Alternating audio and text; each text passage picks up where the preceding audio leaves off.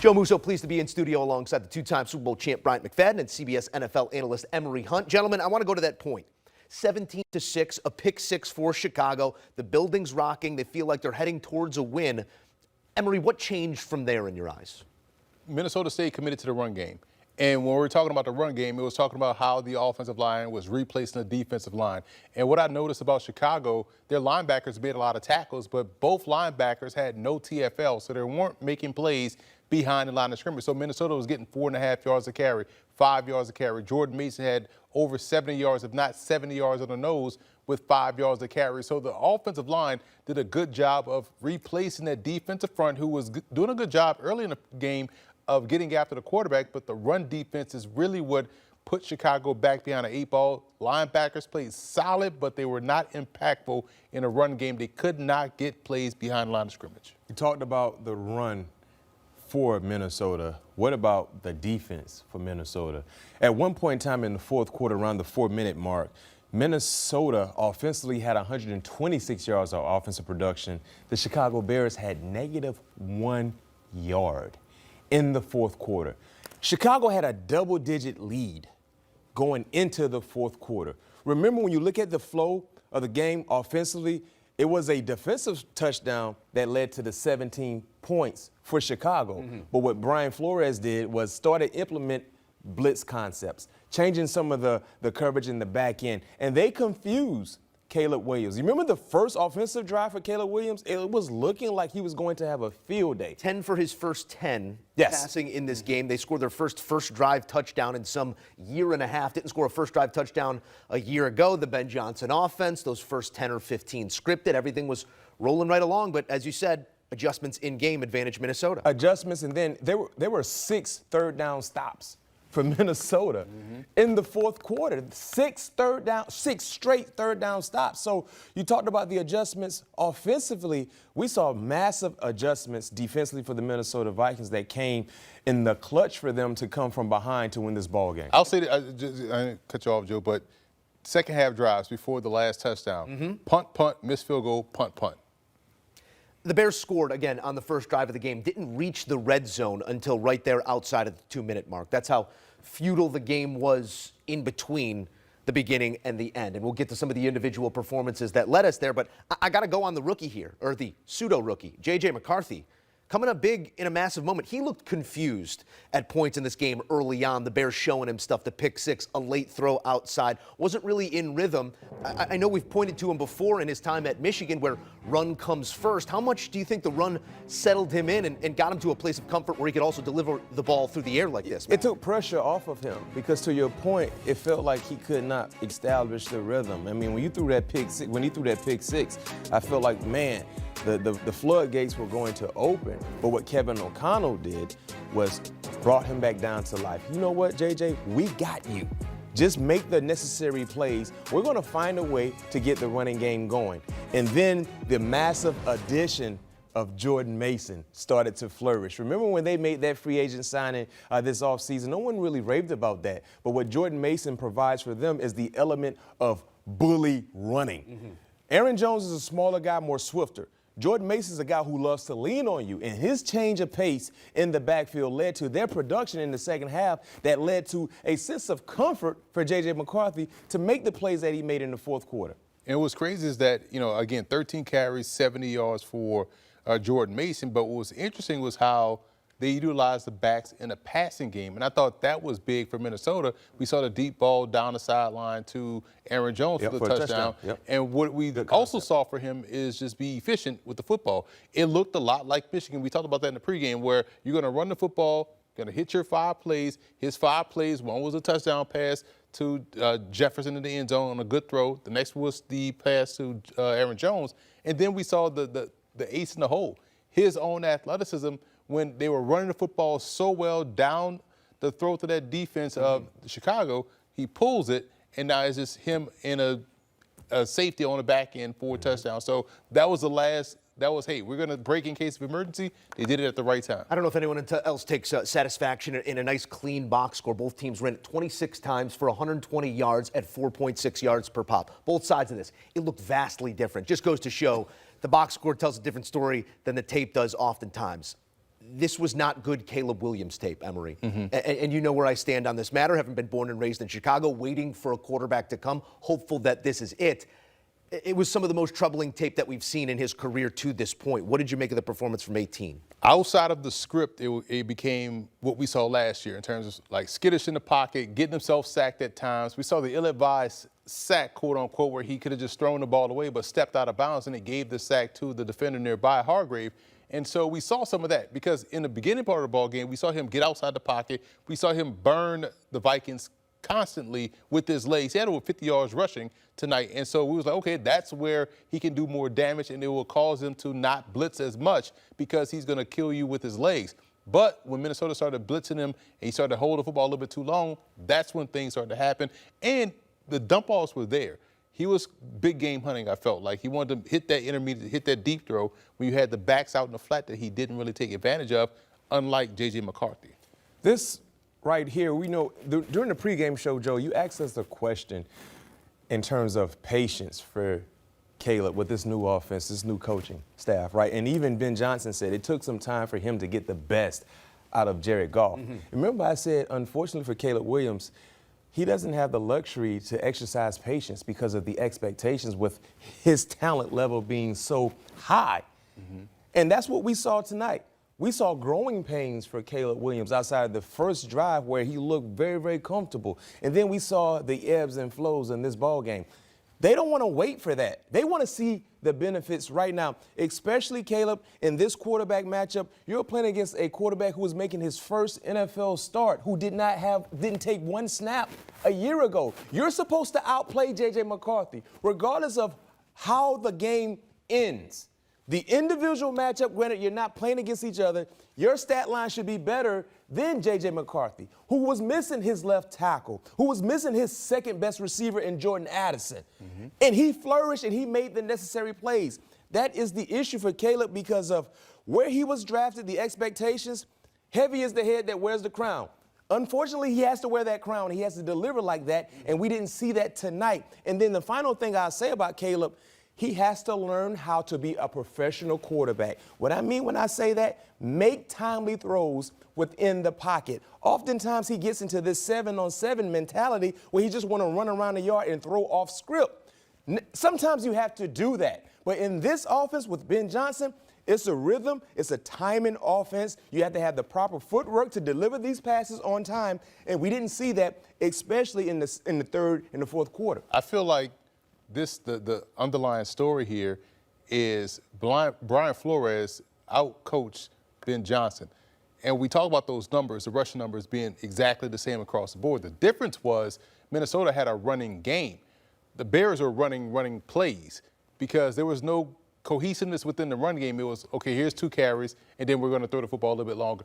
And then here's 2 more carries, and then it just didn't have any flow. Therefore, you put more pressure on Caleb Williams. Would have loved to see some of that single read stuff we saw in the preseason. Get him some layups, get him in rhythm. Never really felt like he fell into rhythm, even in that first drive where they drive down the field. A lot of off script, a lot of the play creation rather than the play calling and play execution. There's a lot to be figured out in Chicago coming off of a win that they had in their grasp through about 2.5 quarters, but 17-6 ain't in the barn just yet. 21 unanswered in the midst of this fourth quarter for the Vikings, who finally get one in prime time. The context of it all, a rookie quarterback or a debut quarterback after sitting out a season ago, going on the road in division on Monday Night Football and walking out a winner. He takes down in his first career NFL start the LaGrange Park product, doing it on the lakefront and doing it mostly in the fourth quarter. 6 of 8 for 87 yards and 3 total touchdowns after a spotty start, but McCarthy sticks with it and wins it. More reaction with the guys and maybe some broader strokes here on J.J. McCarthy. We see the numbers through the first 3 quarters, and then we see the fourth. I don't want to go revisionist history here, but how important was that fourth quarter for his confidence moving forward? It's start number 1 of hopefully a long career in Minnesota, but this is the type of building block you're looking for, and a start like the first 3 quarters could be something that holds you back. No question. And the thing I love about J.J. McCarthy, just watching him in his first professional game, his ability to handle adversity early on, because the first 3 quarters was ugly. It was horrible. And I know he felt, the disappointment that he wasn't delivering. But whatever they did on the sideline in terms of coaching adjustments or just motivating him, he kicked it into a different gear in the fourth quarter, and he started feeling like J.J. McCarthy, who played at Michigan. The confidence was there. He was throwing with belief that he was going to be accurate. He was anticipating great spaces to complete passes. And then the play calling was unbelievable as well. It was like they were hand in hand in terms of Kevin O'Connell calling the best plays, J.J. McCarthy executing those said plays that led to this huge come-from-behind win for J.J. McCarthy. So to your point, how big of the fourth quarter production was? Massive, because now this is a building block for him moving forward as they get ready for week 2. What I love that he didn't make a bad play worse, right? If there was something that wasn't going to be right the first time initially, he didn't compound it by making another mistake. He just kind of, okay, I'm going to just give what I got from the defense, give it to the running back. I'm also use my legs, buy some time, maybe get rid of the football. But he stayed locked in. I know he's big in, meditating and all that stuff. We saw that at Michigan, but that kind of helped him in this ball game because it didn't go according to plan. It truly went ahead where he looked awful in the first quarter, looked out of sorts, and then kind of stayed neutral, stayed the course. The run game kind of helped get him back into a groove, get him back to neutral. And then when they needed him, like we talked about the pregame, hey, just make your 5 plays. He made his 5 plays. 2 of them were touchdowns. One was a touchdown pass to Jefferson. That was a great throw in that situation. And the last one was when he took off around the right end and outraced everyone to the end zone. So he stayed locked in. He made plays that were there to be made, and he didn't compound bad mistakes. So this was a great rookie performance for a young guy, and you hope that he can avoid the first start and play games like he did in the fourth quarter completely. All right, we're going full safe space here. They're not even watching anymore. Talk to me as my guys, all right? Because I need a talking to right now, because after that first drive for the Chicago Bears, there's a phrase that rolls around on X, same old Bears. So we're the same old Bears after that first drive. Your greatest excitement came from a defensive touchdown. Dennis Allen's defense flying around. That'll be plenty to get you to the finish line in this one. It's a hope that often goes unquenched in this city, Mac.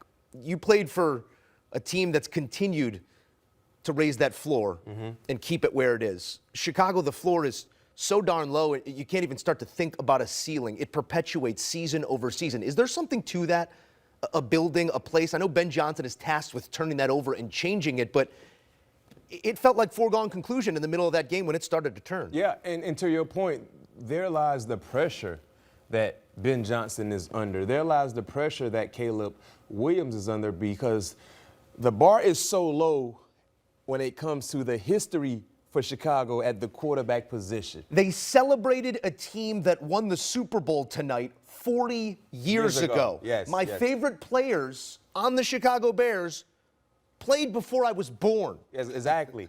and we're talking about a story-rich organization.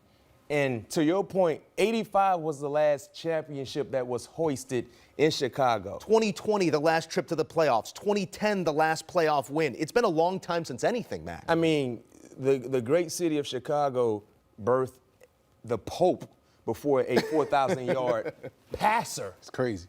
In this day and age of quarterbacking, where 4,000 yards is almost easy to do, that's the hole Chicago has been in, and that's why there's so much pressure on Caleb Williams. It's almost like, because of the organization that Caleb is playing for and him being drafted number 1, he has the same pressure like an Arch Manning is having in college football when the expectations are high. He has to deliver. And then when you go get him, the most coveted offensive mind in the National Football League that we've seen in recent years, to pair up with him, you think, wow, it's going to work right now. In tonight's matchup, it should. And the reason why, you played against a quarterback making his first start that was shorthanded personnel-wise. And you were at home. You were at home. And to my point, J.J. McCarthy was asleep at the wheel for 3 quarters, and he still found a way to win. You have to find a way to win. And I know some people might say, well, it's his first time with the coach and this and that. No excuses when you have these expectations. And to your point, you guys want more. You want to see it now. You want to see the benefits of this investment now. The word you use there, the operative term, is pressure. And it's how you deal with the pressure. It's how you turn it into something positive. It's how you change what we've seen over the last half century and turn it into something to celebrate down the line? How do you take that pressure and turn it into something positive? I'm glad you asked, because growing up as a New Orleans Saints fan, right, it used to be the Aints. It used to be the bags over the head. And then next thing you know, Emory came. They used to had winning seasons. They lost every playoff game. Then the Saints go down. Next thing you know, Hazlitt comes in, and it's like, okay, they got Jeff Blake, and next thing you know, they're going, right, he gets hurt. Aaron Brooks steps in, and he had the mentality, we're going to win. They get to the playoffs and beat the defending champs, the St. Louis Rams, in the Superdome. So it takes one person to believe. If you look at this Vikings team, you saw they were never, in their minds, thought they were out of a ball game. And so Chicago has to not look around and say, oh, it's the same old Bears. Somebody on that team has to step up and say, yeah, we going to win this ball game because this day is different. Before you learn how to win, you got to learn how not to lose. True. And that's the biggest issue for the Chicago 12 for Bears. 147 penalties. That's an example of Yes. They beat got to yourself. learn how not to lose, and that has been the Chicago way to which they have been outside the playoffs since 2020. Since 2020. You know what I mean? So they got to find a way. And they haven't had a playoff win since 2010. 2010. Super Bowl appearance, what, 2008? Something like that? Yes. 06. 06. Yeah, so last time they won the playoffs, I was still in the league. It's been a while. Yeah. That's the end of the safe space. They're watching again. We appreciate you tuning into HQ postgame and watching us exercise some demons. It was a moment for J.J. McCarthy here on Monday night, and that's what we come to celebrate. McCarthy, largest fourth quarter comeback wins in first career start, finds himself on a list with Mike White, Josh Freeman, and Trevor Siemian. So indicative of nothing, but you go out and grab a win in start number 1.